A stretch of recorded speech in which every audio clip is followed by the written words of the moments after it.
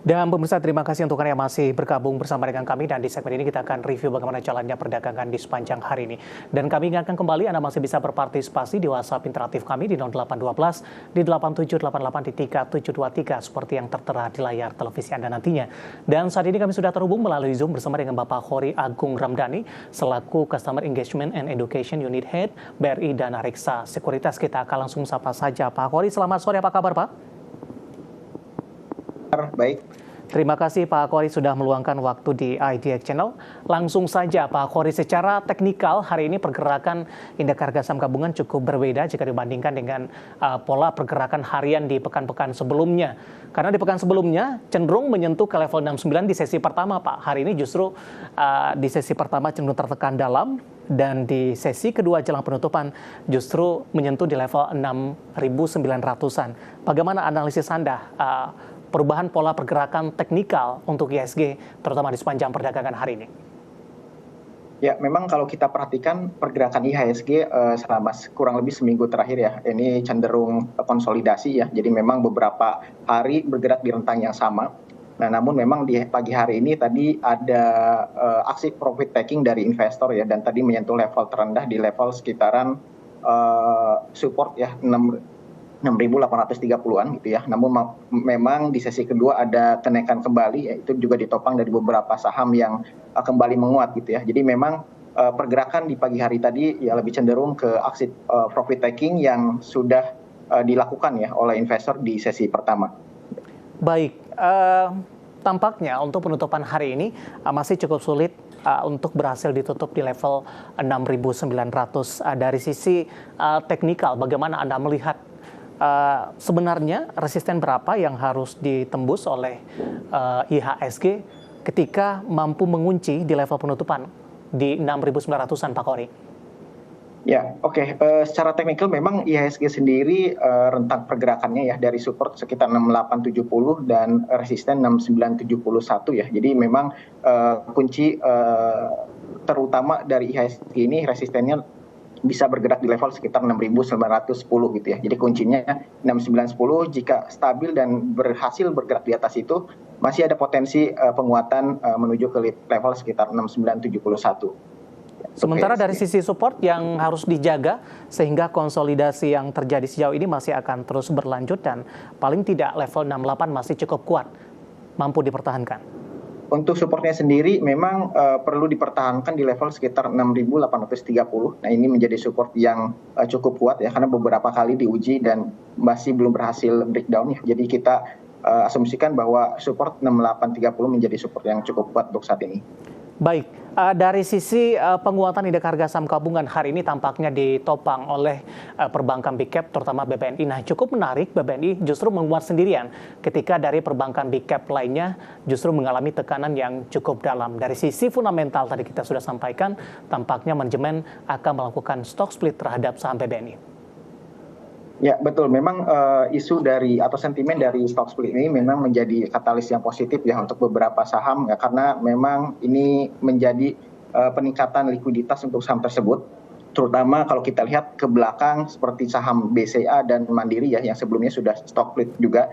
Memang setelah itu harga ada pergerakan untuk menguat. Jadi secara sentimen jangka pendek bisa menguat untuk saham BBNI, terutama kalau kita lihat tadi sudah dibahas juga terkait dengan valuasi ya di antara perbankan yang besar lainnya. Memang BBNI ini menjadi salah satu bank yang valuasinya cukup rendah dibanding dengan saham yang lain.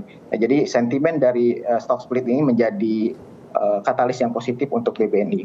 Baik, hanya untuk jangka pendek saja Pak Khori, mengingat RUU PSLB-nya ini baru akan digelar di beberapa waktu mendatang.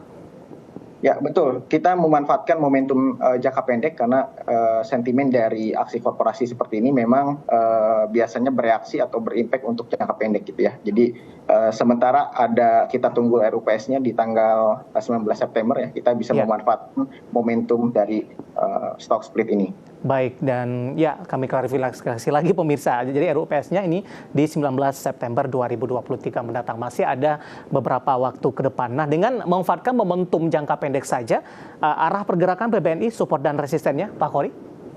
Ya, untuk BBNI sendiri untuk resisten terdekat itu di level sekitar 9.300 ya. Jika berhasil breakout dari 9.300 tentunya bisa melanjutkan penguatan ke resisten kedua di sekitar di 9.575. Nah, dengan support yang terdekat untuk BBNI di sekitaran level 9.000 ya.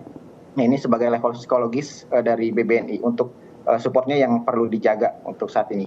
Baik, rawan profit taking tidak Pak dalam jangka pendek, mengingat di perdagangan pekan ini, perdagangan Kamis juga kita tidak melakukan aktivitas perdagangan memperingati Hari Kemerdekaan Republik Indonesia, Pak Kori.